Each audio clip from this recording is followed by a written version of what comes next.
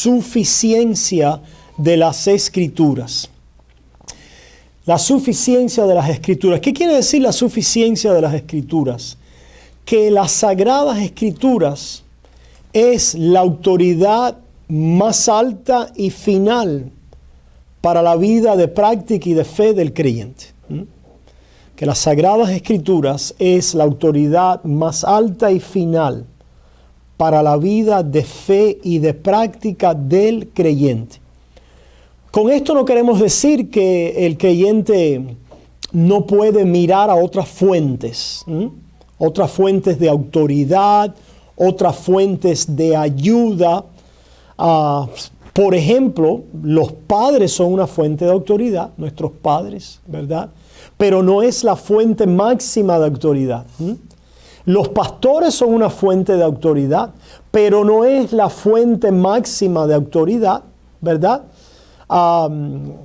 La iglesia y nuestros hermanos tienen autoridad también en nuestras vidas. La Biblia nos llama a someternos los unos a los otros, pero no es la fuente máxima final de autoridad. ¿Por qué?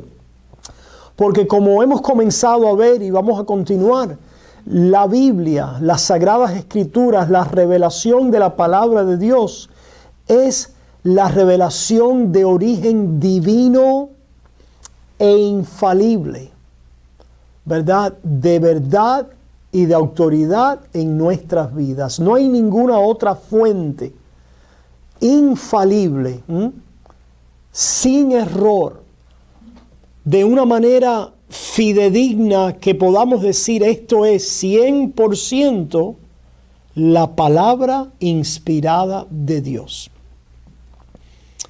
Los hombres erramos, los padres hierran, los pastores hierran, los líderes religiosos cometen errores, los concilios religiosos pueden errar. A propósito, esto que estamos diciendo es una diferencia importante entre los protestantes evangélicos y otros grupos religiosos que claman una autoridad al menos pareja con la Biblia, que reclaman una autoridad al menos pareja con la Biblia para algún hombre, En el caso de la Iglesia Católica Romana, para el Papa, ¿verdad? Cuando el Papa habla de su cátedra, habla supuestamente, de acuerdo a la enseñanza católica romana, infaliblemente. ¿Qué quiere decir eso? Sin error. Sin error. Y hay que someterse a esas declaraciones papales. La Iglesia Ortodoxa griega, que es parecida a la Iglesia Católica Romana, pero vamos a decir es el equivalente en el Oriente, ¿verdad? A la Iglesia Católica Romana de Occidente, no tienen papa, pero reclaman la misma autoridad que reclama el Papa para sus patriarcas y para sus concilios. Estos son infalibles. Allí no hay error. Nosotros los evangélicos, la razón por la que nos llamamos protestantes es porque en un momento dijimos, protesto, no creo que eso es verdad. No creo que hay en los hombres, ¿verdad? En un hombre en particular, en un concilio o en una iglesia en particular, una voz infalible. La única voz infalible, sin error, es la voz de las Sagradas Escrituras. La voz de las Sagradas. Y esto tomó una historia, ¿verdad?, para venir a articular esta protesta a través de una historia de abusos, de corrupción, de oscurantismo, de malas prácticas en aquellos que se consideraban y que se levantaban como los líderes religiosos. Y por la gracia de Dios, en un momento determinado, vino un movimiento que se conoció como la Reforma. Y en esa reforma, por supuesto, líderes falibles también, como somos todos nosotros los hombres, pero levantaron un principio que nos ha servido, ¿verdad?, de guía, de norte, de autoridad, que es la Escritura. Es la última fuente y más alta, más grande fuente de autoridad, de regla, de doctrina, de fe y de práctica en nuestras vidas. Eso es lo que queremos decir con la suficiencia de las Escrituras.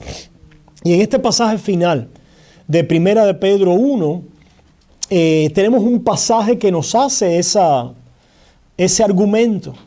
Versículos 19 al 21 los repetimos. Tenemos también la palabra profética más segura, a la cual hacéis bien en estar atentos como a una antorcha que alumbra en lugar oscuro. La palabra profética más segura, hasta que el día esclarezca y el lucero de la mañana salga en vuestros corazones. ¿Dónde está la luz? ¿A dónde debemos mirar?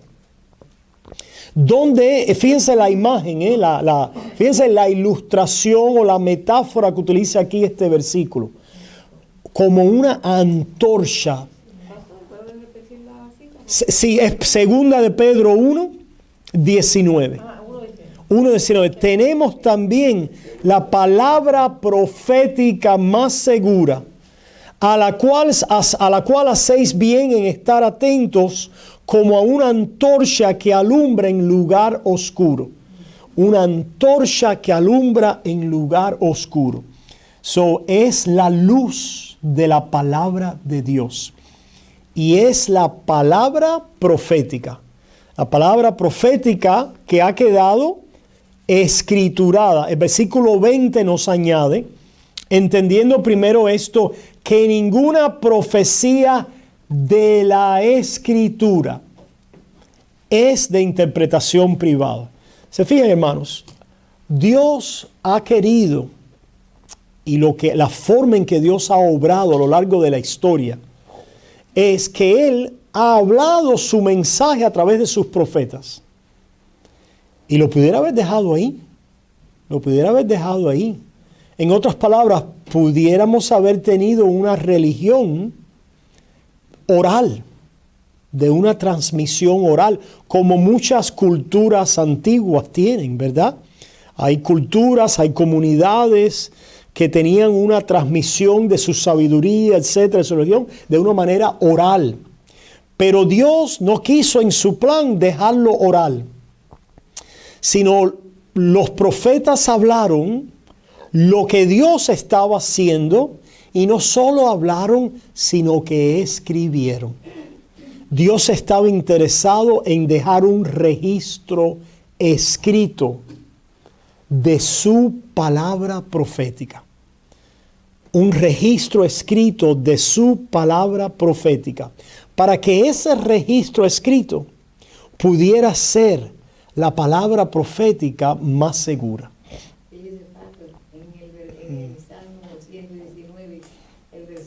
Precioso.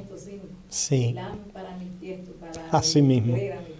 Hace eco, es verdad, de esto. Se fijan, hermanos, Dios obra, la obra de Dios es proclamada o profetizada por los profetas y queda entonces escrita por estos profetas, por estos escribas en el registro bíblico. Y dice entonces a esta palabra prestadle atención.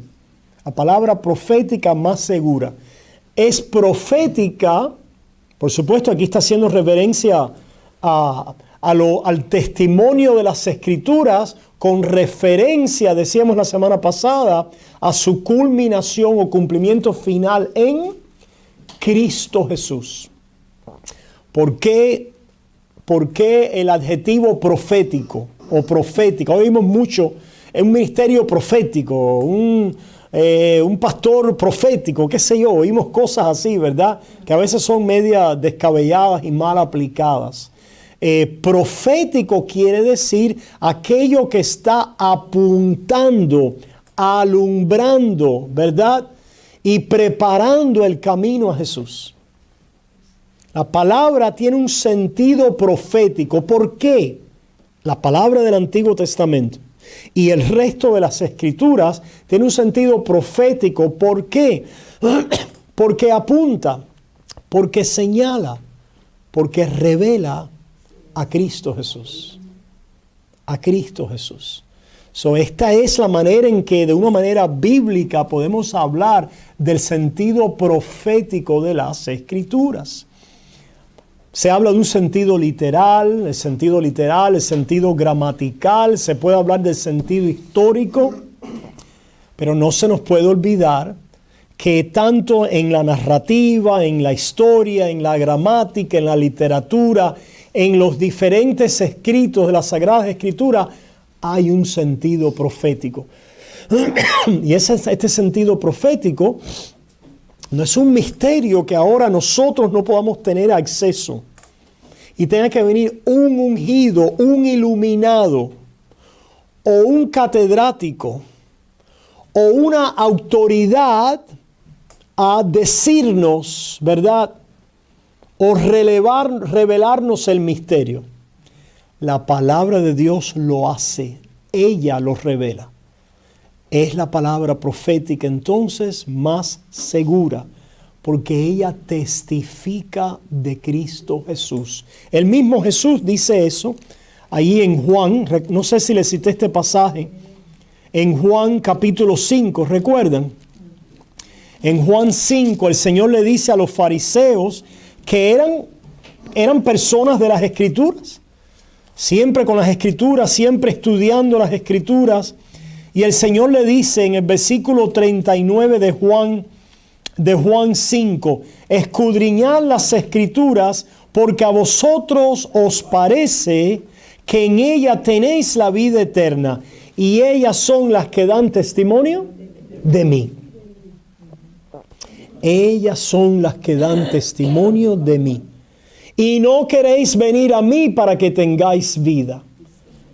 Mucho estudio de las Escrituras por los fariseos. A lo mejor conocían la historia, conocían las narrativas, se las sabían de memoria, pero no tenían el sentido espiritual de ellas. El sentido profético de las Escrituras.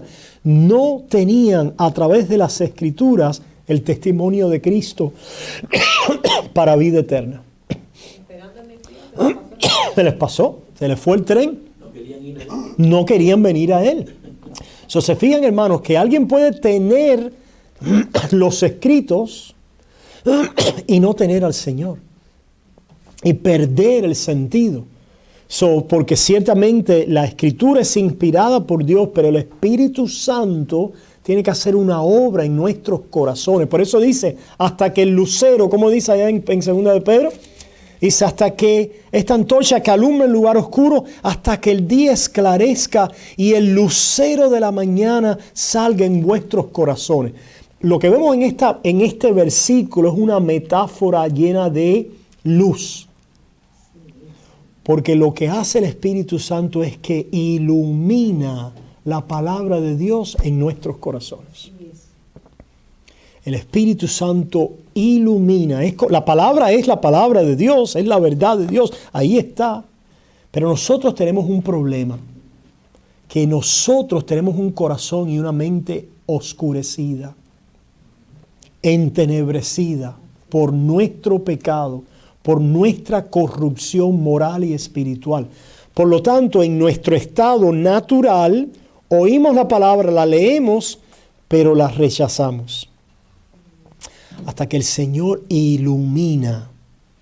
O lo que leíamos, se me acuerdo que ese sí lo leí, le abrió el entendimiento a los discípulos para que comprendieran las Escrituras. O lo que hizo con Lidia ya en Hechos, ¿verdad? Le abrió el corazón a Lidia, ¿verdad? Esta es la obra, ¿verdad? Soberana, sobrenatural de Dios en nuestras vidas por la gracia de Dios. Es un misterio que no queremos, a veces nos hemos metido en problemas tras de querer explicarlo mucho, simplemente recibimos ese testimonio de que el Espíritu Santo ilumina nuestros corazones y hace que este lucero de la mañana salga, y de pronto, cuando un día era todo oscuridad, tinieblas y no entendíamos nada y éramos rebeldes, y un día vemos la luz y creemos y nos hemos sometido y estamos confiando en la palabra de Dios y en Cristo Jesús. Quiere decir, hemos sido regenerados, hemos nacido. Dios utilizó su palabra, Dios utilizó su Espíritu, Dios actuó en nuestros corazones, en nuestra voluntad. No es un robot, no es una cosa automatizada, es la obra de Dios en nuestras vidas y obrando en el corazón del hombre. Hermano, esta es la palabra, ¿verdad?, profética más segura. Es las Sagradas Escrituras que nos testifican de Cristo. Es la regla final de fe y de práctica. Es el misterio profetizado, anunciado en el Antiguo Testamento, que ahora es aclarado, que ahora es revelado. Finalmente. Eso lo vemos en Hebreos. En Hebreos, vamos un momentico a Hebreos capítulo 1. En Hebreos 1 escuchamos, en Hebreos 1, Dios, versículo 1, Dios, habiendo hablado muchas veces y de muchas maneras en otros tiempos a los padres por los profetas, en estos postreros días nos ha hablado por el Hijo. Vemos la revelación final en la persona, en la obra de Cristo Jesús, a quien constituyó heredero de todo y por quien asimismo hizo el universo. Pero ven que hay formas en que Dios habló proféticamente a través de los profetas en la antigüedad, y ahora nos ha hablado por el Hijo. Es la palabra profética más segura, es la confirmación de este mensaje. Es el misterio ahora revelado, aclarado y anunciado en Cristo Jesús. Lo vemos en Efesios. Efesios, vayamos a Efesios.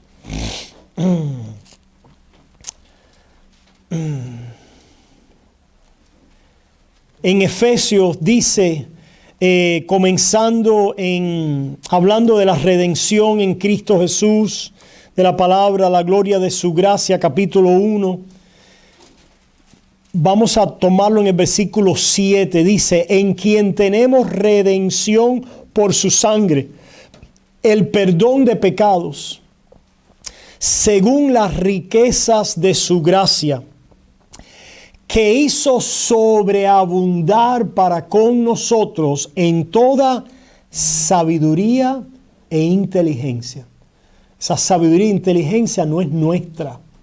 Es la sabiduría e inteligencia de las Escrituras, de la revelación de Dios, iluminada a nuestras mentes, a nuestros corazones. Dios hizo sobreabundar para con nosotros ese mensaje del Evangelio en toda sabiduría e inteligencia. Versículo 9, dándonos a conocer el misterio de su voluntad, según su beneplácito, el cual se había propuesto en sí mismo de reunir todas las cosas en Cristo en la dispensación o en la administración, en la economía del cumplimiento de los tiempos. En otras palabras, si podemos ver la redención como la administración de Dios, ¿no? Cuando Dios creó y vino el pecado al mundo, Dios desarrolló un plan que Él iba a administrar. Y era la administración de la palabra de su gracia, de su promesa de salvación en Cristo Jesús. Cuando viene el cumplimiento del tiempo, esta administración, esta economía, esta dispensación, es la misma palabra, o economía para dispensación, es la administración, la mayordomía de Dios del mensaje del Evangelio. Que las sagradas escrituras del Antiguo Testamento profetizaban, anunciaban, revelaban, preparaban el camino. Esto ha venido ahora a ser revelado con claridad, con toda luz final revelatoria en Cristo Jesús a través de la palabra de Jesús y a través de los apóstoles que testificaron del ministerio, de las obras de Jesús y de los hechos y la obra del Espíritu Santo y la doctrina que el Señor quería dejarle a su iglesia.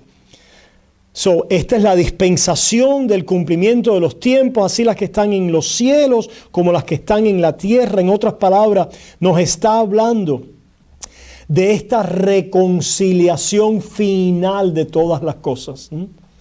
Versículo 11, en él asimismo tuvimos herencia, habiendo sido predestinados conforme al propósito del que hace todas las cosas según el designio de su voluntad, a fin de que seamos para alabanza de su gloria. Nosotros los que primeramente esperábamos en Cristo, en él también vosotros, habiendo oído la palabra de verdad, el evangelio de vuestra salvación, y habiendo creído en él, fuisteis sellados con el Espíritu Santo de la promesa, que es las arras de nuestra herencia, la seguridad, el depósito, la confianza de nuestra herencia hasta la redención de la posesión adquirida para la alabanza de su gloria. Esto que estamos leyendo aquí, pudiéramos decir, es una interpretación de lo que Pedro acabó de decir allá. Hasta que el lucero esclarezca, ¿verdad? ¿Cómo es que dice? Volvamos allí a segunda de Pedro. Dice, hasta que el día esclarezca y el lucero de la mañana salga en vuestros corazones, ¿verdad? Es esta palabra del Evangelio. Es este testimonio, ¿verdad? De la salvación, la obra del Espíritu Santo, que ahora nos ha sellado y que nos va a guardar hasta el día final. Por eso es que creemos en la seguridad de la salvación. Nosotros creemos en la seguridad de la salvación, porque creemos que el Espíritu Santo nos ha sellado, nos ha dado las arras, el depósito que garantiza la posesión adquirida. Ya tenemos una posesión, hemos sido adquiridos por Dios, Él nos ha comprado con su sangre. El Espíritu Santo nos ha revelado estas cosas y nos ha sellado y ha venido a nuestros corazones como la garantía, el testimonio y la seguridad de que nos va a llevar hasta el día final. ¿Cómo es que Dios va a hacer esto? A través de la palabra profética más segura. Prestarle atención, dice Pedro, a ella. Ella es suficiente para hacer estas cosas. Entendiendo, versículo 20, entendiendo primero esto, que ninguna profecía de la Escritura es de interpretación privada. Dijimos ahí que no es de origen humano. Ninguna de estas palabras, la palabra profética de las Sagradas Escrituras, es de origen o de voluntad o de aplicación meramente humana, sino es de origen divino. La palabra de Dios es de origen divino. No es que el hombre decidió escribir algo cuando le dio la gana y de alguna manera Dios le inspiró para que dijera algo importante, útil o bonito. No. Es que la profecía, su origen, su comienzo, ¿verdad? Su existencia no es de origen, de inicio y de fabricación humana. Tenemos que entender eso. Eso es lo que es las Escrituras. Yo voy ahora a hacer un sermón y el sermón es de mi origen. es de mi fabricación, right? Es de mi interpretación. Hay una diferencia entre mi sermón y las Escrituras. Las Escrituras son, como dice, porque nunca la profecía fue traída por voluntad humana. Yo les traigo esta enseñanza, este sermón por mi voluntad. Pero esta palabra no fue escriturada, no fue registrada porque Pedro decidió, deja ver si escribo algo hoy, porque tengo que escribir algo, déjame. Él dice, sino que los santos hombres de Dios, versículo 21, hablaron siendo inspirados por el Espíritu Santo, lo cual quiere decir siendo llevados, siendo movidos por el Espíritu Santo. En el mismo Pedro 1, 18, que después viene el 19 que te dijo, dice, y nosotros oímos esta voz enviada del cielo cuando estábamos con él en el monte santo. Oyeron la voz y fíjense lo que estamos diciendo, no se quedó ahí. No se quedó en una tradición oral, donde ahora yo vengo y digo, no, mis antepasados dijeron que Pedro oyó la voz y yo les digo. No se quedó ahí.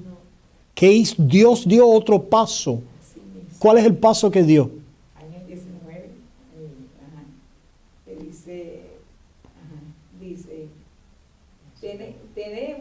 tenemos también la palabra. Así mismo. La palabra profética, sí. Más segura. A la cual Qué interesante, ¿verdad? Porque hay muchos hoy que nos quieren dejar en la experiencia. Hay muchos que quisieran decir, tenemos hoy la experiencia profética más segura. La experiencia que tú tuviste, el encuentro que tuviste con Dios, es y debe ser la última autoridad en tu vida. Eso no es lo que dice la palabra de Dios. Pedro, por supuesto que tuvo un encuentro en la montaña con Cristo y tuvieron aquella experiencia y Dios quiso llevar esa experiencia y ponerla ¿dónde? En la palabra, en el registro bíblico. En el registro bíblico. Tremendo, ¿verdad? Tremendo. Ciertamente tenemos una experiencia con Dios, no cuestionamos eso. Tenemos una relación personal con Dios, no minimizamos eso. Pero lo que estamos diciendo es que para poder crecer, desarrollarnos, madurar en la fe, para ser preservados, para ser guardados, necesitamos prestarle atención a la regla más grande y suficiente y final de autoridad en nuestras vidas, y es la palabra escriturada de Dios. La palabra escriturada de Dios. Donde quiera que haya fallo de este principio y de esta aplicación, la iglesia comienza a resquebrajarse. Donde quiera que comience a haber en algún cuerpo que se llame cuerpo de Cristo, iglesia, y comience a haber una minimización, falta de uso, una exaltación de la experiencia, de mis emociones por encima de la suficiencia de las Escrituras, comienza a entrar en ese cuerpo el error, el enemigo. Comienza ese cuerpo a ser vulnerable más a los ataques del enemigo, a la corrupción, ¿verdad? ¿Por qué? Porque no hay un arraigamiento en las Sagradas Escrituras. Por lo tanto, no podemos discernir. No tenemos la última fuente de autoridad. Si la última fuente de autoridad son mis emociones, ¿dónde quedo? Si la última fuente de autoridad es mi experiencia, ¿dónde estoy? ¿Se fijan? Si la última fuente de autoridad es un hombre, o un pastor, o un obispo, o un cardenal, o un papa, a merced de quién estoy, qué puede pasar. Pero si yo puedo venir y abrir la palabra de Dios y escudriñarla. Podemos a veces, y va a tomar un proceso de estudio, de aprendizaje, de enseñanza, de discipulado, ciertamente. Pero ese es el proceso y es la manera en que Dios madura, crece y arraiga a un pueblo. Si no, hermanos, ¿qué pasó con nuestros pueblos de Latinoamérica? A través de los años y las décadas de ser arraigados en la Iglesia Católica Romana. ¿Qué nos pasó? Right? So, tenemos que pensar en eso, hermanos. Y darle gracias a Dios porque tenemos entonces esta palabra que es inspirada por Dios. Esto nos había llegado segunda de Timoteo, vayan a segunda de Timoteo, capítulo 3, versículos 14 al 17, donde Pablo le dice a Timoteo, pero persiste tú en lo que has aprendido. Persiste tú, Timoteo, en lo que has aprendido y te persuadiste, sabiendo de quién has aprendido, y que desde las niñez has sabido las sagradas escrituras, las cuales te pueden hacer sabio para la salvación por la fe que es en Cristo Jesús.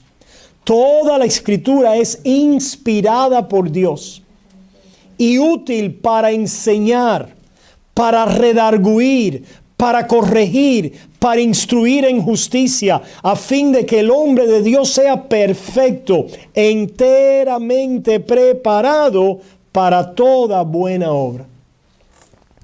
¿Qué creen ustedes de esa declaración? ¿Verdad que está, verdad, tremenda? Persiste en lo que has aprendido. Número 1, Timoteo, persiste en el mensaje de las Sagradas Escrituras. Persiste en ese, es un mensaje objetivo. ¿Se fijan? Nuestros sentimientos, emociones son ¿cómo? Subjetivos. Son míos. Podemos estar un domingo en la iglesia y tú puedes estar como dice, en el mismo cielo. Porque hay una canción que es tu favorita, hay un himno. ¡Wow! Y el otro, normal, no. Alguien puede estar llorando de emoción y otra persona puede estar muy seria. Pero ambos pueden estar en adoración, porque a veces los sentimientos, también hay personas más emocionales que otras. Hay personas con cierto temperamento a diferencia de otras. También sabemos que hay iglesias donde hay cierto modo de adoración en términos de la música, ¿verdad? Que es muy, vamos a decir, alegre, pudiéramos decir, muy, que toca y mueve y afecta los sentimientos más, de una manera más, vamos a decir, ¿cómo se dice? Marcada. Y hay otras iglesias, hay otras iglesias que quizás utilizan himnos, son quizás de un corte un poquito más calmado, tranquilo, en cuanto al tipo, al estilo de música. Una de las cosas que un día yo en mi madurez cristiana tuve que venir a concluir es que aquel viejito que está cantando con su himno, como conocimos a los viejitos, y Beth nos tocaba el órgano cuando comenzamos, ¿verdad?, aquí en la iglesia, y aquellos viejitos cantaban con su himnario, no eran menos adoradores o más lejos de Dios por nosotros cuando entonamos un corito o le unimos la batería o las panderetas. No lo es, para nada. ¿Se fijan? Las emociones son subjetivas, pero Dios conoce el corazón. Esos viejitos eran un ejemplo porque ellos persistieron ahí, la iglesia existe hoy, porque ellos mantuvieron. Lo poquito que eran, pero ahí Ciertamente. ¿Por qué traigo a colación esto de los sentimientos, hermanos?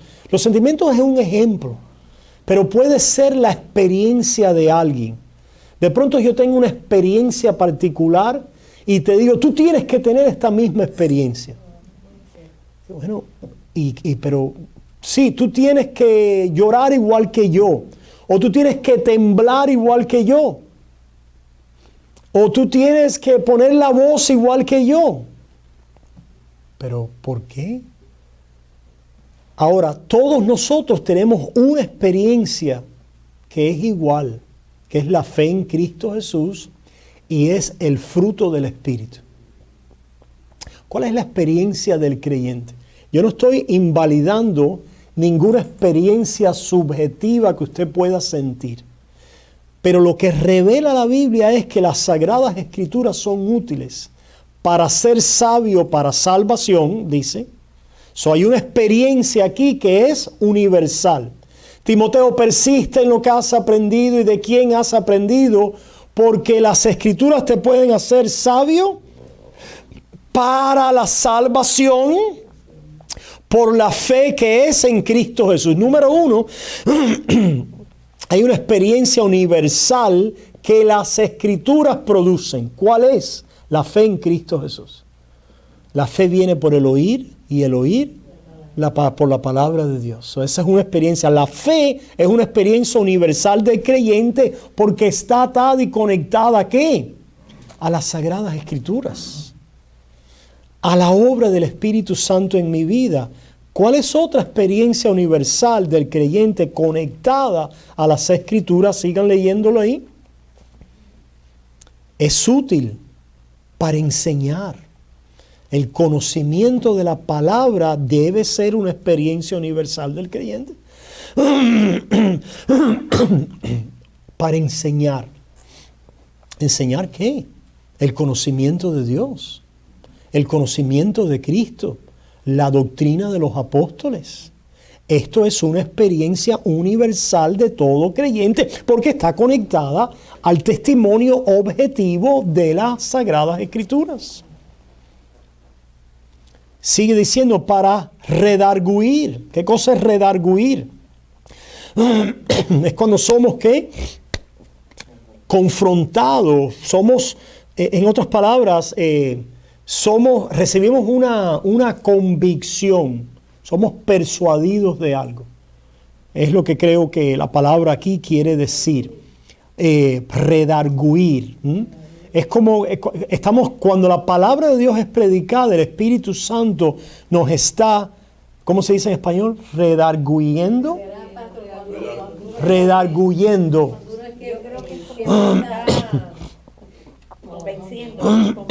¿Quién busca el significado de esa palabra? Eso es lo que yo creo.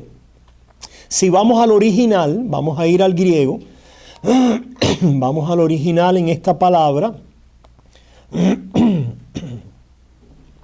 Segunda de Timoteo. Esa es otra. Convertir el argumento contra quien lo hace. Ok, eso tiene. Ajá. Exacto. Vamos a ir, ahora yo los voy a llevar al original en el cual fue escrito esta palabra. Segunda de Timoteo 3, 16. Ok, entonces vamos a ver aquí, interlinear. Ok, es útil, didascalía es la enseñanza, reproof, elegmont. Vamos a ver qué quiere decir, vamos a la concordancia. Una prueba, una convicción. Una prueba, aquello por lo cual algo es probado, o una convicción, una evidencia. Es lo que quiere decir. Aquí hay una parte, de lo tanto que dice en otras partes, pero dice, ¿cuál es la diferencia entre redarguir y corregir? Dice, para redarguir, la Biblia nos muestra nuestro pecado. Para corrección nos dice lo que debemos hacer. Excelente. Y yo añadiría, para corregir, primero tiene que redarguir. Porque el redarguir es que Dios en su palabra nos da evidencia de la verdad. Y esta verdad nos persuade. Esta verdad reemplaza argumentos propios de nuestra mente, de nuestra carne humana, llevando todo pensamiento cautivo a la obediencia de Cristo. Eso es redarguir. De alguna manera nosotros tenemos pensamientos que a veces son fortalezas, dice la Biblia. Fortalezas de argumentos. Se fija, y esta es la manera en que Satanás, a veces pensamos que Satanás, ¿verdad? Que simplemente respira fuego, te hace la cabeza, te la voltea. Pero la obra más siniestra de Satanás son los argumentos falsos de la mentira y del error con respecto al conocimiento de Dios, al conocimiento de nuestras vidas y al conocimiento de las cosas que tienen que ver con la vida eterna.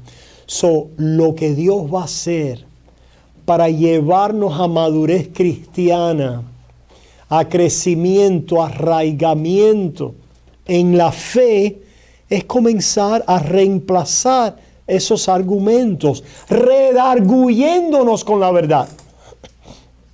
Esto es una experiencia universal del creyente. Todo creyente debe quedar redarguido por la palabra de Dios, persuadido con el argumento bíblico de la verdad de Dios. Y por lo tanto, así podemos ser corregidos. Somos corregidos. Esta es otra experiencia que está conectada a la palabra de Dios. Para instruir en justicia. Al final del día, la justicia es el ser conformado al carácter de Cristo, a la obediencia al Señor, al carácter revelado en los mandamientos de Dios. Esta es una experiencia universal del creyente. ¿Se fijan? Estas son cosas objetivas, universales, y deben ser la experiencia del creyente, lo cual nos lleva, versículo 17, a fin de que el hombre de Dios sea perfecto. Perfecto, a propósito, no es sin pecado. Perfecto quiere decir maduro, completo. Maduro, completo. Cuando un hombre, un creyente es maduro, completo, número uno, ha venido a la fe de Cristo. Número dos, está creciendo en su palabra de tal manera que a través de la obra de la palabra ahora puede venir a la madurez en Cristo Jesús. A un hombre cabal, completo. ¿Qué quiere decir esto? Lo explica el texto. Enteramente preparado para toda buena obra. Eso es lo que quiere decir.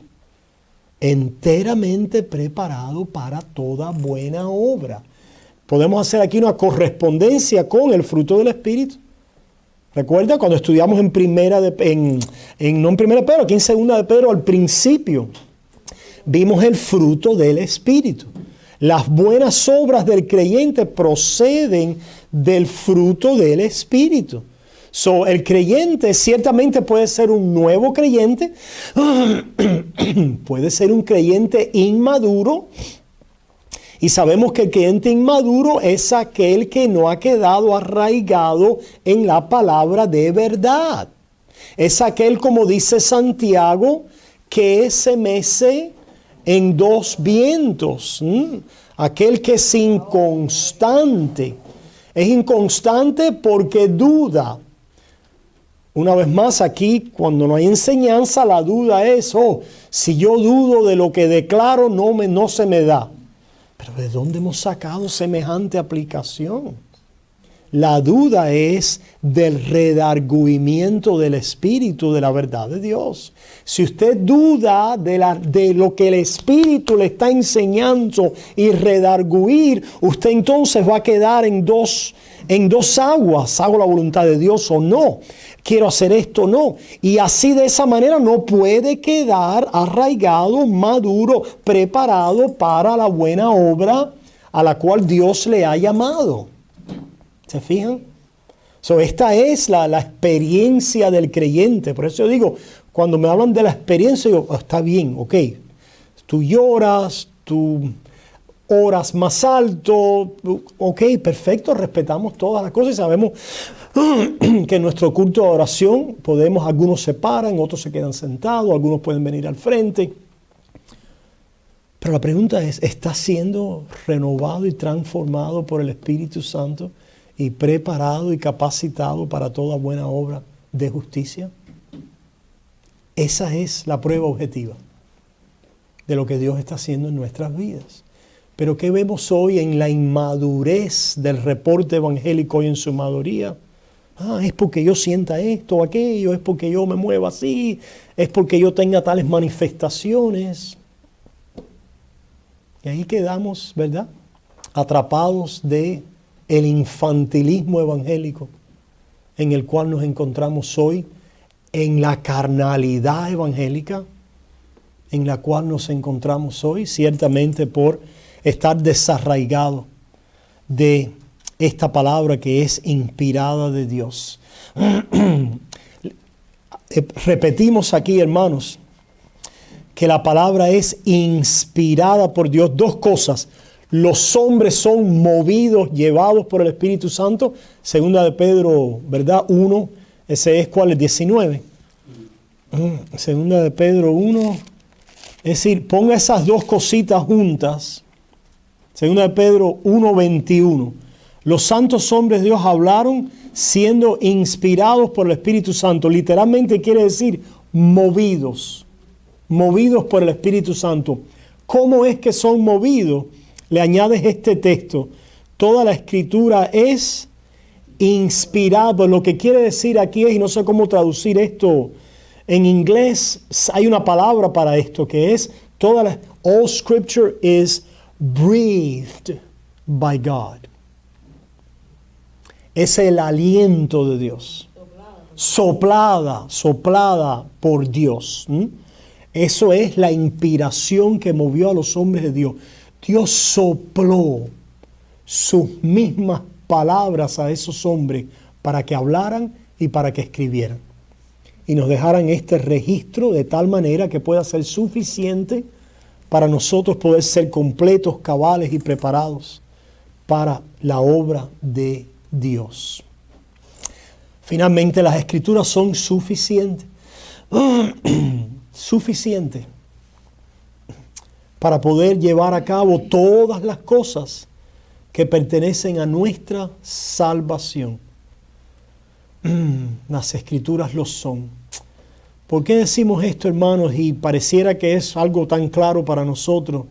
Es porque hay personas que, número uno, la minimizan, la echan a un lado, no la usan y sin embargo están buscando otras fuentes de autoridad para de alguna manera sostener, nutrir y edificar sus vidas espirituales. ¿Sí o no?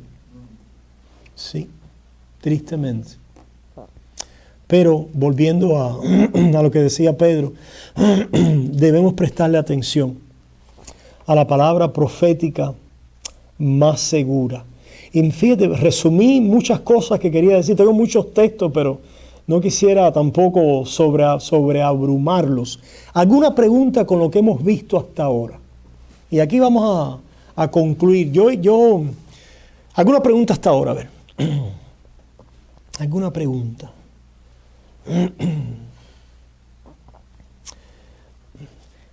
Yo levanté un tema la semana pasada, ¿verdad? ¿Recuerdan? El tema que tiene que ver con la transmisión de las Escrituras. ¿Lo levanté aquí o no? Sí. Lo hice en inglés. En inglés he hablado quizás mucho más que aquí, que con ustedes. Y es un tema que tiene que ver con las Sagradas Escrituras, que yo quisiera que ustedes lo conocieran. Porque si no lo conoce, alguien un día puede venir a hacerles un cuento y a moverlos de vuestra confianza en las Sagradas Escrituras. Hablé de eso. Correcto. Hablamos de la inspiración de Dios de las Escrituras, que viene inspirada en sus palabras a estos hombres que escribieron. Dios se inspiró a Pedro y Pedro escribió, primera, segunda de Pedro. Esa palabra, esa carta que Pedro escribió fue inspirada palabra por el Santo Espíritu de Dios. Y entonces esa copia que salió de Pedro a la iglesia era la palabra inspirada de Dios. Ok. Lo que nosotros añadimos en el entendimiento, ¿verdad?, a la inspiración de la Escritura es el proceso de transmisión de la palabra. ¿Cuál es el proceso de transmisión de la palabra? Ahora esta copia salió, ¿verdad?, y le llegó a Dimas. Y Dimas recibe la palabra inspirada por Dios. En otras palabras, el autógrafo original, ¿verdad?, como Dios se lo dio a Pedro. Y entonces, ¿qué es lo que va a hacer ahora Dimas? La va a copiar también y la va a expedir a otros lugares. Y así dijimos entonces, hermanos, porque en aquel tiempo en la antigüedad, algunas personas creen quizás que la Biblia vino así, ¿verdad?, en un libro, y siempre ha estado así en esa forma. Pero tenemos que entender que no ha sido así, que el Espíritu Santo inspiró a estos hombres a hacer las cartas. Esas cartas fueron a diferentes lugares, ¿verdad?, a diferentes regiones. Fueron recibidas en aquellas regiones, se diseminaron por el mundo de la antigüedad en diferentes regiones y lugares, fueron copiadas a mano por los que las recibieron. Copias y copias y copias y copias y copias y copias y copias y copias y copias de las Sagradas Escrituras. Imagínense, ¿verdad? Todas estas copias. Adelante. Quiere decir que el que la recibía copiaba y la transmitía. Claro, y la transmitía. Ok, pregunta, y hacíamos, yo no sé ahora si la hice aquí en inglés, si un domingo nos reunimos en la iglesia 150 personas, ¿verdad?, en un culto ahí unido, y yo comienzo aquí con Dimas y con Robertico, le digo, aquí tienes tal capítulo, ¿verdad?, de este libro, copia este capítulo que tiene 10 páginas, a mano. Y pásaselo al hermano. Y el hermano tiene que copiar también ese capítulo a mano. Y las 150 personas en la iglesia van a hacer copia de ese capítulo a mano. Pregunta. Cuando tengamos las 150 copias de ese capítulo, ¿existirá algún error en ellas?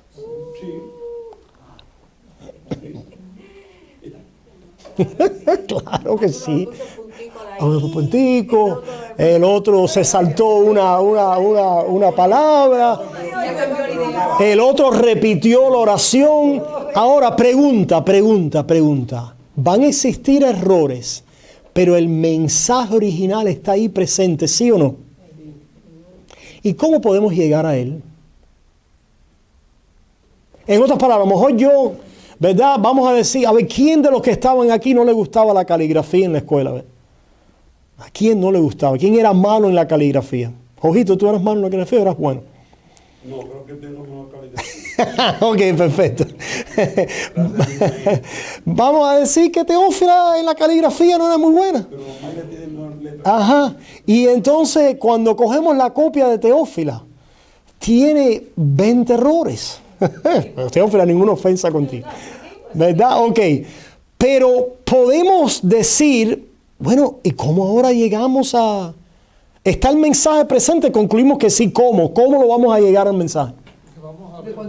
Claro, porque vamos entonces a hacer una collation, ¿verdad? Vamos a comparar todas las copias. No, Teófila se equivocó aquí, pero Wilfredo, Miriam y Jorge y Omaira no escribieron la oración bien. Ella se equivocó en 2 o 3 palabras. Mira, lo que pasó aquí fue que repitió esta frase, o añadió esto al final, o se le pasó estas palabras, pero el mensaje está presente. Ok, hermanos, a Dios le plació utilizar un proceso de transmisión de la Escritura libre, orgánico, histórico, ¿verdad? A diferencia de un control humano, a diferencia de que fuera llevado por un control estricto humano, como sucedió con el Corán. Una de las cosas que los apologistas del Islam le critican a los cristianos y a la Biblia es que la Biblia está llena de errores. Y es precisamente porque las copias que tenemos, que hablamos de las copias, ¿recuerdan? Casi 6.000 copias del idioma original que hemos rescatado, 6.000, casi 6.000 copias. Traducciones de las copias, 20.000 y contando. Más todas las citas y las alusiones de los padres de la iglesia en los primeros siglos, tenemos una atestación y una evidencia de copias y de manuscritos que sobrepasan a cualquier obra clásica de nuestra cultura occidental.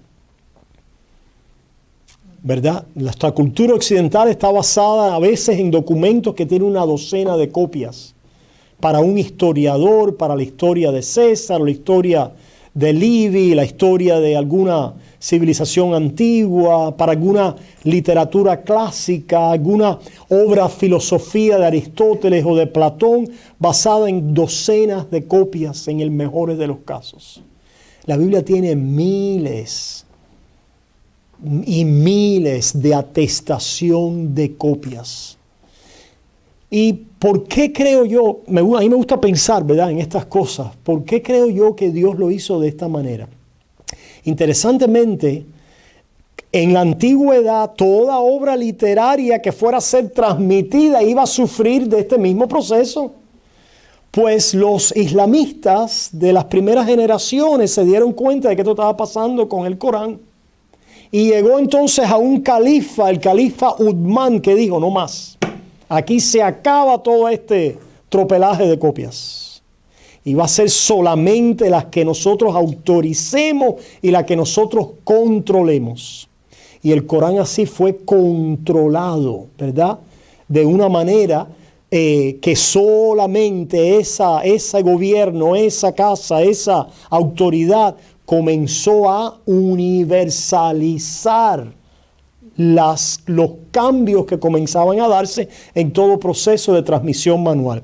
Ahora, ¿cuál ha sido la experiencia de ustedes cuando hay alguna identidad, institución o líderes humanos que controlan un mensaje? Que es censurado, que es tergiversado, que es propagandizado, que es corrompido. ¿Lo controla? Lo controla a su manera. A propósito, ese es el argumento que los críticos bíblicos, ateos y seculares hacen de nosotros. Lo cual no pudiera estar más lejos de la verdad. En otras palabras, un argumento que oímos hace una década atrás con el Código Da Vinci es que hay una serie de escrituras, ¿verdad? Y que la iglesia entonces controló en el siglo IV con Constantino el mensaje aprobado por la iglesia. Si hubiera sido así, es verdad que la iglesia pudiera haber controlado. Pero antes de Constantino hubo 3 siglos de iglesia donde las copias y los manuscritos y la disseminación libre a lo largo de todas las regiones y de la expansión del cristianismo no tuvo ningún tipo de control.